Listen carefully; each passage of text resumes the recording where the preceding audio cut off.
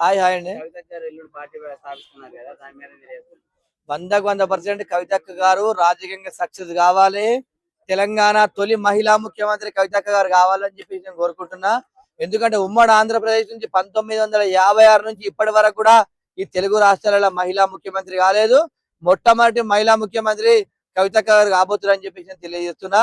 మహిళలారా అందరూ కూడా మీరు మేల్కోండి. ఒక మహిళ ఇంత శక్తివంతమైనటువంటి మహిళ ఇలా మీ అందరి సమస్యల కోసం పోరాటం చేసి పేద ప్రజల కోసం ఇలా మీ ముందుకు వస్తుందంటే మహిళా లోకం అందరూ కూడా కవితక్కను ముఖ్యమంత్రి చేయాలని చెప్పేసి నేను తెలియజేస్తున్నా. అంటే మా ప్రధాన ప్రత్యర్థి బీఆర్ఎస్ అని చెప్పేసి అంటుంది కవిత గారు.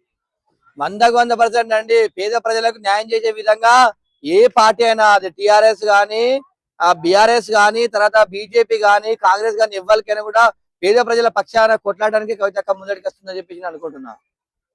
కొత్త సిద్ధాంతాలతో వస్తున్నాం అని చెప్పేసి అంటుంది.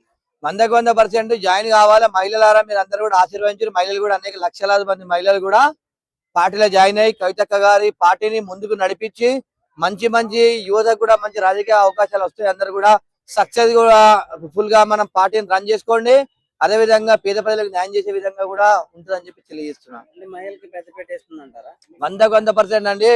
మహిళలు ఇలా ఏ రంగంలో మహిళలు తక్కువ లేరు. అదేవిధంగా రాజకీయంగా కూడా మహిళలు ముందుకు వచ్చి రాజకీయ శక్తి కూడా మారాలని చెప్పేసి నేను తెలియజేస్తున్నా. ఎందుకంటే ప్రతి రంగంలో కూడా ఇలా మహిళలు ముందటున్నారు. ఇలా అన్ని రంగాలలో చూసుకున్నా కూడా రాజకీయంగా కూడా మీ అందరు కలిసి ఒక్క మహిళా శక్తి అంటే ఒక్కసారి మీరు అందరూ ఆశీర్వదించి కవితక్కకు ఒక్కసారి ఒకటైతే 100% మహిళా ముఖ్యమంత్రి అవుతాడు.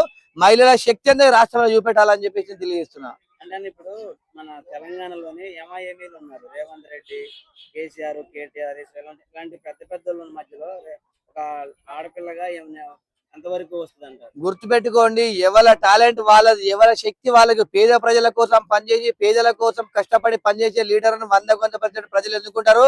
గతంలో కూడా మనం చూసుకుంటే గిట్ట మమతా బెనర్జీ అన్నారు, ఈ ఆడామె ఏం చేస్తారని చెప్పేసి అన్నా కూడా ఒక మహిళా శక్తిగా ఉండి ఇలా ఆమె అక్కడ ముఖ్యమంత్రి అయింది.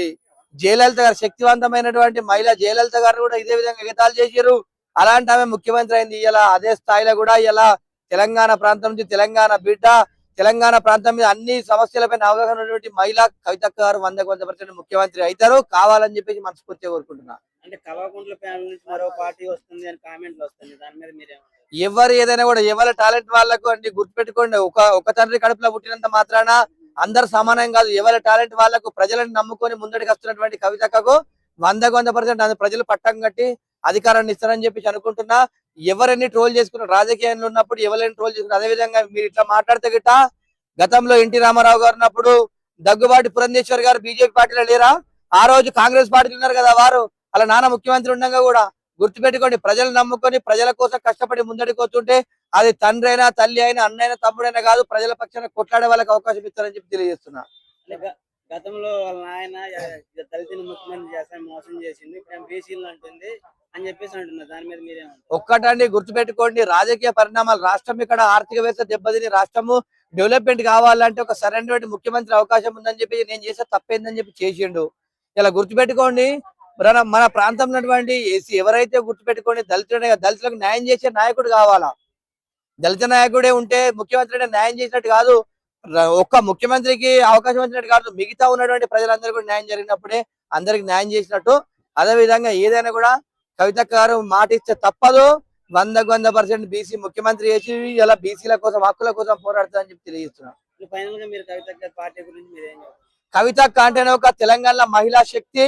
కవితక్క లాంటి ఇలా గొప్ప మహిళ ఇలా పార్టీ పెట్టామంటే తెలంగాణ ప్రజలకు ఇలా ఒక మంచి అవకాశంగా భావించి ఆమెను గెలిపించుకుని ముఖ్యమంత్రి చేసుకుంటే బాగుంటుంది. కవితక్క పార్టీలు అందరూ జాయిన్ కాండి. యువకులకు అందరికి అవకాశాలు వస్తాయి, యువతకు అని చెప్పి తెలియజేస్తున్నారు.